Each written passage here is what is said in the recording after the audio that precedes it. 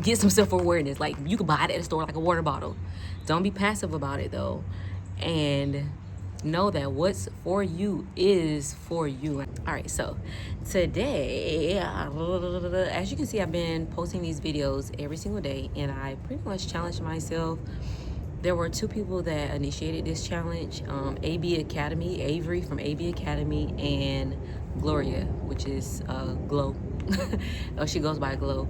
But essentially, I was inspired by them both separately, and they don't know me, just online, and them making videos, and they both kind of teach how you should put in more reps to get to the destination. And they've done that themselves and have successfully built their audience here on YouTube.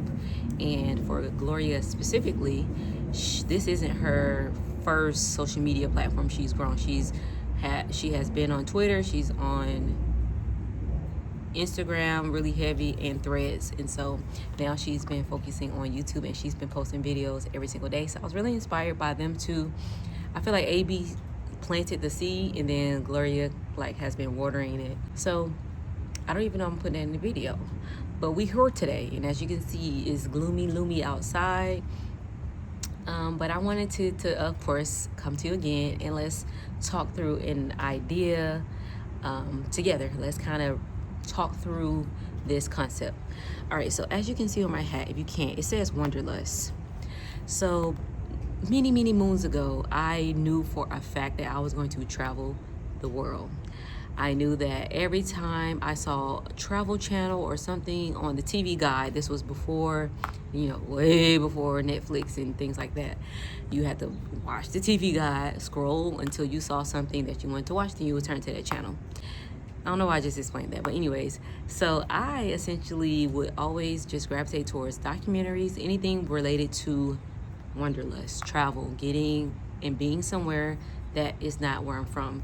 And I know a lot of people, like, I'm not saying that because I hated where I'm from. I absolutely do not. I had a great upbringing. I had a wonderful upbringing. So it's not like I was trying to run away from home. It was just something that I was naturally attracted to. Like, it would be like cartoons, or watch this documentary about what was it called, the Bermuda Triangle.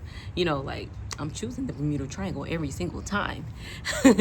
So anyway, so that's just been like all my life. So I knew for a fact that when I got to college, which,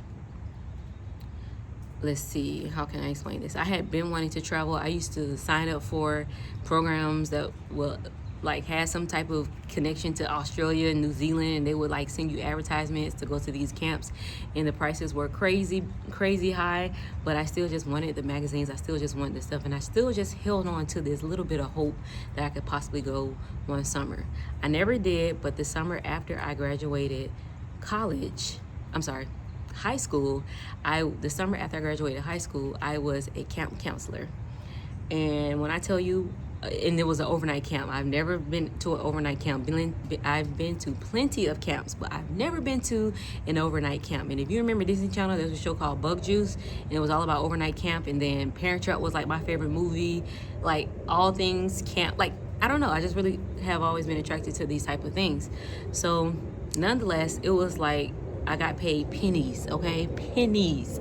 The best job ever. I taught dance, I taught cheer, I co-taught outdoor cooking. I had the absolute best time of my life, and this was right before I turned 18. So I've always just went out and did things that were, because most people, like, they'll get jobs at fast food restaurants. Anyways, that was the absolute best job I ever had. It did not matter that the pay were pennies. Also, I was 17, so like it really didn't matter. You had a place to stay, a place to shower. Like, we were sleeping in tents. Like, that was so dope to me. Anyways, fast forward, I'm in college, and I knew immediately I was going to study abroad. But when you're a freshman in college, you don't qualify for study abroad programs. You need to at least be a junior. You need to have some credits.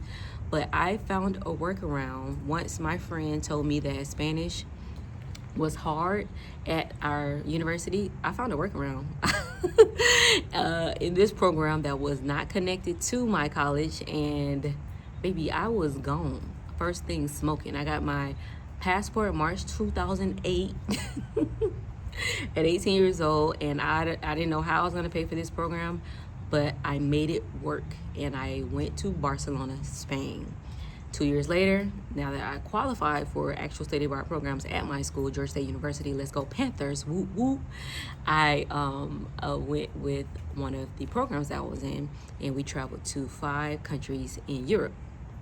Still wasn't done, graduated, and I think the semester, so I graduated in December, but January, there was a program going to Beijing, China, and I signed up for it, got accepted into it, and then last minute it was canceled due to some type of weather or whatever, and I was just bummed. Like, are you serious? Like, I was trying to, like, every 2 years I was just on the road, like 8, 10, 12, like I was just on the road. So I didn't travel anywhere internationally in 2012 on a study abroad, like studying, what do you on an academic level, but I never lost my lust for wonder. I knew, like, I just wanted to go. So anyways, fast forward 2014, 2013, I got let go from my super boring ass corporate job that had no alignment with what I was working towards. Was on unemployment. It didn't matter. I wasn't trying to do anything big. I was just trying to get on somebody's airplane. So I saw that a college roommate was on an elephant in Thailand, and I had known she was teaching in China, but like when I saw that elephant, I was like, I'm gonna be there next year. Like, it didn't matter. This was January 2014. So at the same time, I was trying to start a business, and I was trying to learn how to essentially export products from China to America. So when those two like things aligned, like I knew I wanted to learn how to export products to America. I also knew, of course, always anything with travel, I'm down for it. And then, but the other thing that aligned was when I saw her on the elephants in Thailand, I was like, I have to do it. And it was, I reached out, I found out what program she was in. It was a trusted source, like I said, a college roommate. I went to the website, applied, got interviewed again. And mind you, I applied March 27th. The deadline was April 1st. I applied right before the deadline. Now, mind you, everyone had already applied and got accepted to the program like in December of 2013. I applied March 2014, right before the deadline. Interview, money was due, background check was due, everything was due, China, I'm out of here. And it seemed like it was just like super fast. But when something is for you, it's for you. And I always say I always had a problem getting like good jobs. I also never really tried. I only try for, obviously you only try really hard for the things you care about. So I never like did research on a lot of the jobs that I used to apply for. But baby, when it said international anything, I was up through all the Google pages trying to figure out how exactly can I be on the airplane out of here. And I did. And I say all that to say, when something is for you, it's for you, and no one can deny it. I don't care what God you believe in or what faith you believe in God. That's a fact. It's undeniable. We have these images now, these visuals of other people's lives so often online that we will try to force our truth and our desires to align with what we see just because it's visually appealing or the way the person told the story. It just seems like that's where you're supposed to be. But when something is for you, it's undeniable. It's literally for you. Everything that I did, like I said, 2008, I did not qualify for any study abroad programs. How did I go? I made a way. A way was made for me, and I took it. I blazed that trail. And I remember they weren't even trying to count my credits. I had to go see my academic advisor. She had to get on the phone with the program I went with, and I had my syllabus. I had everything that I needed, all the work that I did it, so that I can ensure that I received credit, because that would have been a waste. Like, it would never been study abroad. It just would have been a summer abroad.